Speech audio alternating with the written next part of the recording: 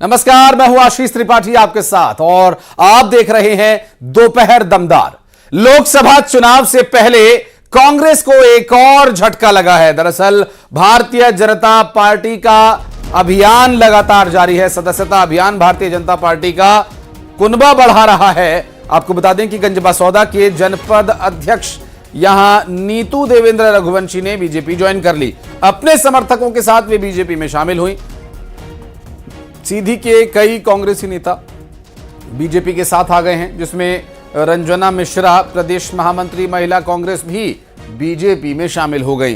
रोहित मिश्रा जिला महामंत्री बीजेपी में आ गए और सुरेश पांडे जो कि कांग्रेस के किसान मोर्चा के प्रदेश अध्यक्ष थे और महासचिव सहित कई कार्यकर्ता भारतीय जनता पार्टी के साथ अब आ चुके हैं। और क्लस्टर के जिम्मेदारी दिए जाने के बाद नरोत्तम मिश्रा लगातार सदस्यता अभियान और भारतीय जनता पार्टी के कुनबे को आगे बढ़ा रहे हैं। सांसद रीति पाठक इस दौरान वहां पर मौजूद रही। माफ कीजिएगा, मंत्री हैं राज्य में, पूर्व सांसद। और बात करेंगे शैलेंद्र भदौरिया हमारे साथ जुड़ रहे हैं उनसे। शैलेंद्र, भारतीय जनता पार्टी का ये सदस्यता अभियान लगातार आगे बढ़ रहा है और कांग्रेस पार्टी को झटके पर झटका दिया जा रहा है।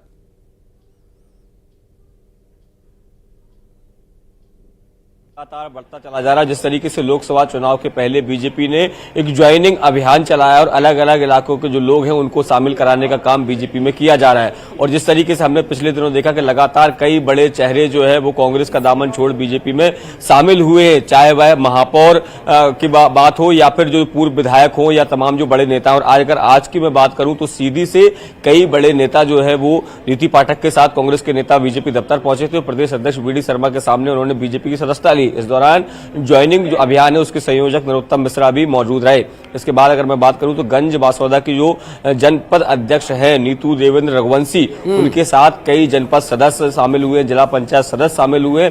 इसके अलावा कई गांवों के सरपंच जो है वो शामिल हुए। देखिए, ये ज्वाइनिंग अभियान लगातार चल रहा है। अब से कुछ देर बाद बड़वानी के इलाके से कुछ लोग आने वाले हैं, होशंगाबाद जिले से कुछ लोग आने वाले हैं। तो विधानसभा चुनाव के बाद अब लोकसभा के चुनाव की तैयारियों में बीजेपी जुटी हुई है, न केवल अपने संगठन को मजबूत करने में बल्कि कांग्रेस को झटके पर झटका देने का काम जो है वो बीजेपी कर रही है। प्रदेश अध्यक्ष वीडी शर्मा ने साफ तौर पर कहा कि अभी तो ये शुरुआत है, आगे देखिए होता है क्या। देखिए, कई जब उनसे ये पूछा भी गया था कि क्या कुछ विधायक जो है वो भी शामिल हो सकते हैं, तो उन्होंने कहा कि लोकसभा चुनाव आने दीजिए, कांग्रेस जो है वो आपको कहीं नजर नहीं आएगी और पूरा प्रदेश और पूरा देश जो है वो भगवामय नजर आएगा। जी, बहुत शुक्रिया शैलेंद्र आपका इस पूरे मामले पर जानकारी देने के लिए।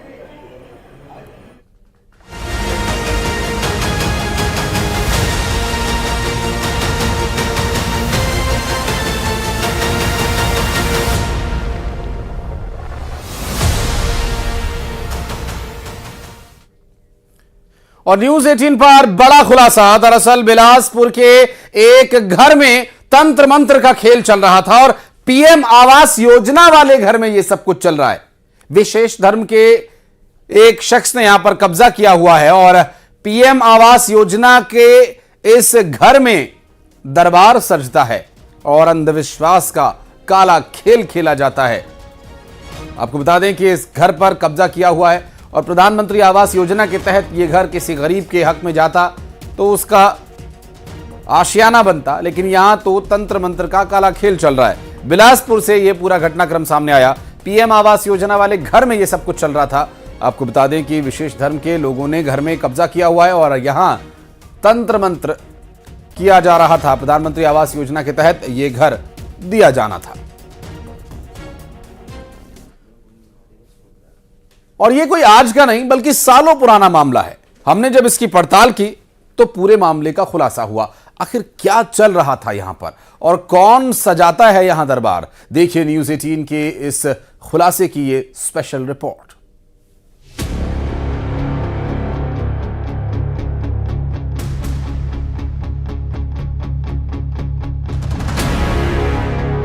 पीएम आवास जो गरीबों के लिए बनाए गए, लेकिन छत्तीसगढ़ के बिलासपुर में पीएम आवास पर धर्म विशेष के लोगों ने कब्जा कर लिया और यहां दरबार लगाकर झाड़ फूंक का खेल खेला जाता है।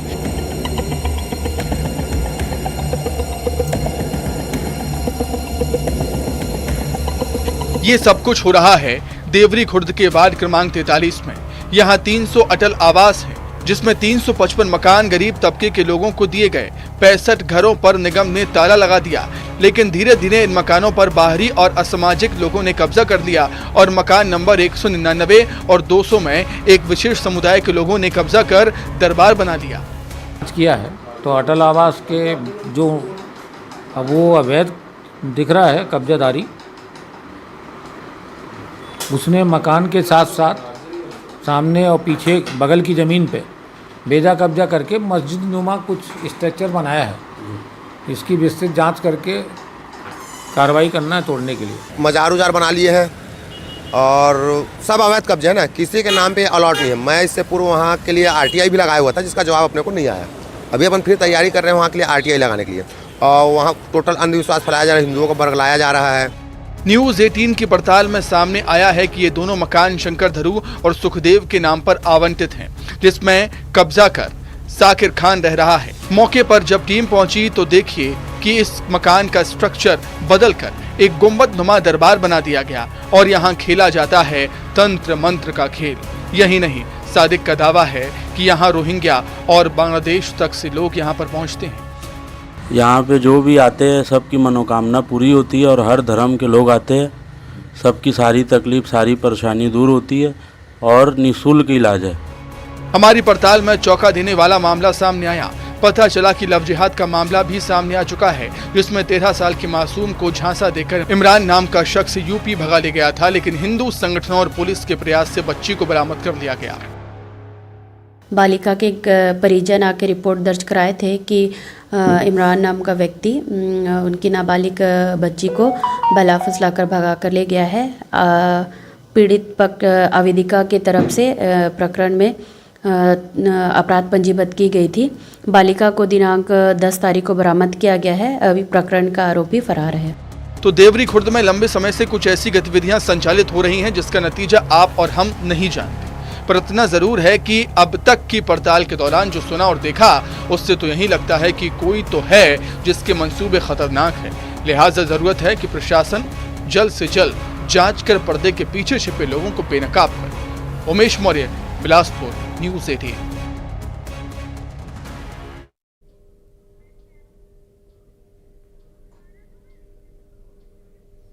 और बात करेंगे उमेश मौर्य, हमारे सहयोगी इस वक्त हमारे साथ जुड़ रहे हैं। उमेश, अभी जिस तरह की बातें सामने आई हैं, क्या कोई कार्रवाई भी इस पर की जाएगी, जो कि प्रधानमंत्री आवास योजना का ये मकान है या जगह थी जो किसी गरीब के हक में काम आ सकती थी? देखिए, खबर दिखाए जाने के बाद नगर निगम के जो एग्जीक्यूटिव इंजीनियर है अब सुरेश बरवा, उन्होंने नोटिस जारी कर दिया है और उन्हें नोटिस जारी कर उस मकान को खाली करने के निर्देश भी दिए हैं। आपको बता दूं कि ये पूरा मामला तब उजागर हुआ जब न्यूज़ 18 की टीम ग्राउंड जीरो पर गई और देखा कि एक अटल आवास है, प्रधानमंत्री अटल आवास योजना। 2013 में इस अटल आवास को बसाया गया था और यहाँ पर गरीबों को मकान आवंटित किया गया था। लेकिन ये देखा जा रहा था 400 इस आवास में 125 जो आवास है उस पर अवैध रूप से कब्जा करके लोग रह रहे थे। इतना ही नहीं, यहाँ पर उस पूरे PM आवास का स्ट्रक्चर भी बदल कर रख दिया गया था। एक गुंबद तुमा वहाँ पर दरबार लगाया जा रहा था, जहाँ पर फूक झाड़ किया जा रहा था। कहीं ना कहीं इस तरीके की जो घटनाएं हैं, और जब उसका निर्माण हो रहा था इसको लेकर शिकायतें भी की गई। हालांकि निगम ने उस तरफ उस समय कोई एक्शन नहीं लिया, लेकिन बात धीरे धीरे बढ़ती गई और ये वहाँ पर जो है असामाजिक तत्वों का जो डेरा है वो देखा जाने लगा, बाहरी लोगों की आमद देखी जा रही थी। इसके साथ ही 8 तारीख को, बीते 8 तारीख को लव जिहाद जैसा एक मामला भी निकल कर सामने आया, जिसमें एक 13 साल की बच्ची को एक इमरान नामक जो युवक है उत्तर प्रदेश भगा कर ले गया था। हालांकि हिंदू संगठनों के हस्तक्षेप के बाद उस बच्ची को वापस बरामद कर लिया गया,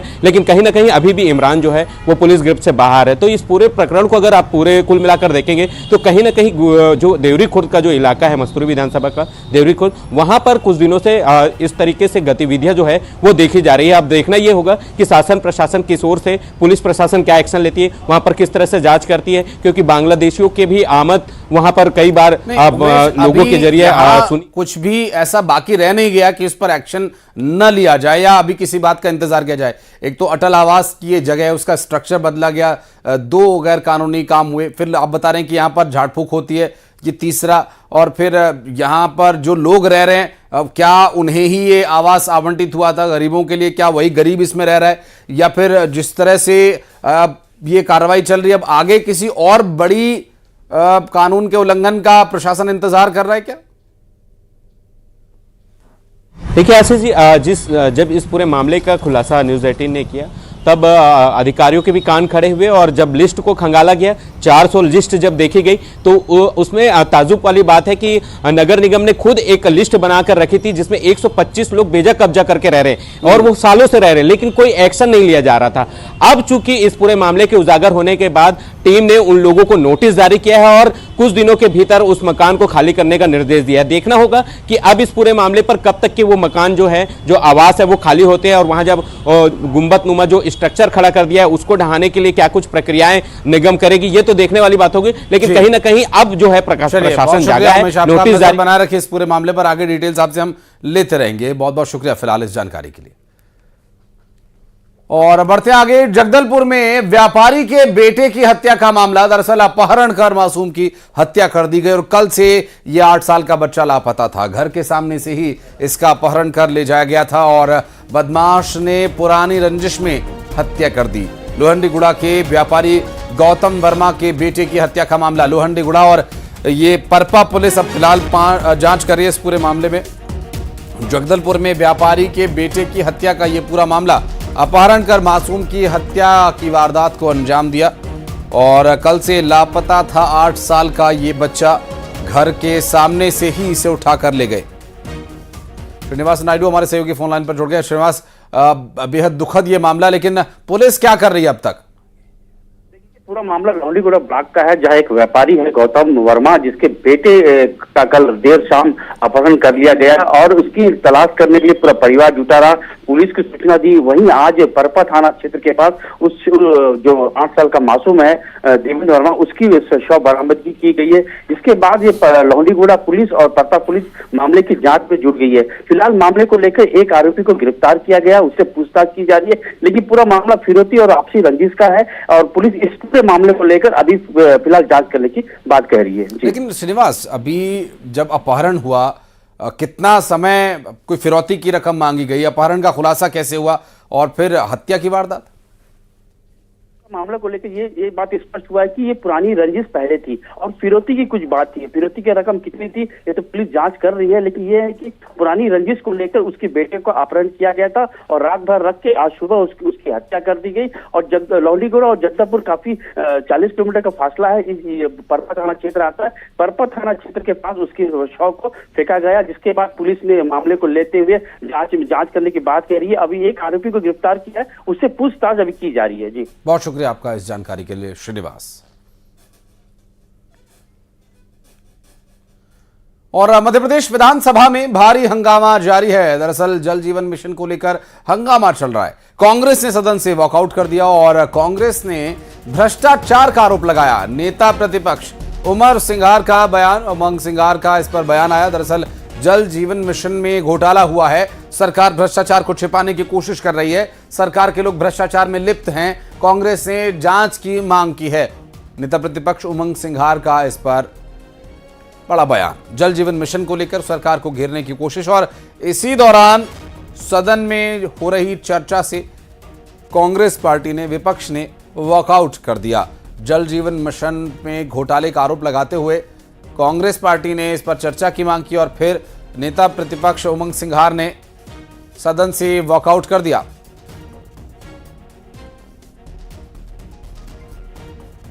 जीवन मिशन के अंदर घोटाला हुआ है। जो नई योजना जो सरकार बनाती है वो कम से कम 5 साल 15 साल चलती है, लेकिन ये योजना सिर्फ जो 1-1 करोड़ की योजना, 2-2 करोड़ उमंग सिंघार जा रहा है, उमंग सिंघार नाम है इसका। उसके अंदर खुलेआम भ्रष्टाचार हुआ है। नलों में पानी नहीं आया, सरकार बोलती हम कनेक्शन दे दिए, लेकिन कनेक्शन देने से क्या होता, उन नलों में पानी तो आना चाहिए। आज पूरे ग्रामीण क्षेत्र, पूरे मध्य प्रदेश के पानी को लेके परेशान है। तो हम चाहते हैं कि उन ठेकेदारों के खिलाफ कार्रवाई हो, उन अधिकारियों के खिलाफ कार्रवाई हो जिसमें इनमें बड़ा घोटाला हुआ। सरकार के कौन लोग इसमें लिप्त थे, ये मैं कहना चाहता हूं। सरकार उससे बचना चाहती है, सरकार अपने भ्रष्टाचार को छुपा रही है।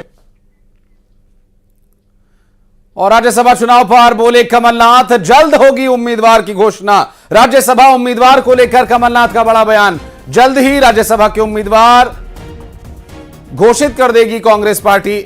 और आपको बता दें कि उम्मीदवार के नाम का जो ऐलान होगा वही दरअसल एकमात्र यहां से राज्यसभा का सदस्य कांग्रेस पार्टी के द्वारा चुना जा सकेगा, क्योंकि एक ही सीट जीतने का आंकड़ा लगभग कांग्रेस पार्टी के पास है। जिस तरह का गणित बन रहा है उसके हिसाब से कांग्रेस पार्टी का एक ही सदस्य यहां से जीत सकता है।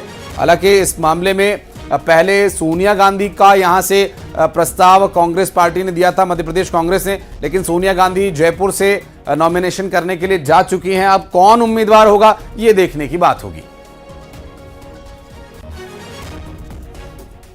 और बैतूल में आदिवासी की पिटाई के मामले को लेकर कांग्रेस ने सदन में सरकार को घेरने की कोशिश की। नेता प्रतिपक्ष उमंग सिंघार ने कहा कि इस तरह की घटनाएं होना शर्मनाक है। उन्होंने कहा कि गृह विभाग भी सीएम के पास है, लेकिन इस पर कोई ध्यान नहीं दिया जा रहा है।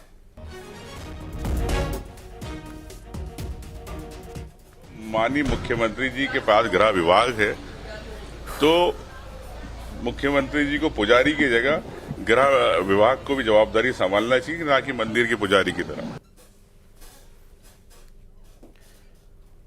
और बैतूल में आदिवासी की पिटाई को लेकर कांग्रेस ने सदन में सरकार को घेरा। उप नेता प्रतिपक्ष हेमंत कटारे ने कहा कि आदिवासियों की सुरक्षा करने में यह सरकार असफल है। कानून व्यवस्था चौपट हो चुकी है। आदिवासियों पर अत्याचार के हर रोज मामले सामने आ रहे हैं।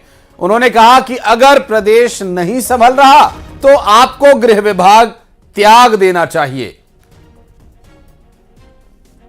तरफ मंत्री जी लोकसभा चुनाव को दृष्टिगत रखते हुए आदिवासियों के वोट मांगने आ रहे हैं, दूसरी तरफ भाजपा से जुड़े हुए लोग या भाजपा के संरक्षण में आदिवासियों के साथ इस तरीके का कृत्य कर रहे हैं। मैं समझता हूं मध्य प्रदेश के लिए बड़ा शर्म का दिन है कि एक आदिवासी को इस तरीके से उल्टा लटका करके नग्न अवस्था में मारपीट कर रहे हैं। बहुत ही शर्म का विषय है। और यदि वास्तविकता में मुख्यमंत्री जी जो कि गृह मंत्री भी हैं मध्य प्रदेश के, अगर उनको इस विषय में चिंता है तो उनको अपने गृह मंत्री पद का त्याग कर देना चाहिए या कह देना चाहिए कि वो आदिवासियों को। और बैतूल में आदिवासी की पिटाई पर मंत्री नरेंद्र शिवाजी पटेल का बयान आया। पटेल ने कहा कि इस तरह के अपराध करने वालों के खिलाफ सख्त कार्रवाई की जाएगी और किसी को दोषी को बख्शा भी नहीं जाएगा। कार्रवाई होनी ही चाहिए। इस तरह के अपराध करेंगे उनके खिलाफ सरकार सख्त कार्रवाई, जो भी इस तरह के अपराध करेंगे उनके खिलाफ सरकार सख्त कार्रवाई करेगी। जो भी इस तरह के अपराध करेंगे उनके खिलाफ सरकार सख्त कार्रवाई करेगी, किसी को भी बख्शा नहीं जाएगा। और अब खबरें फटाफट अंदाज में 20 बड़ी खबरों पर नजर डालते हैं। ऐलान मोदी का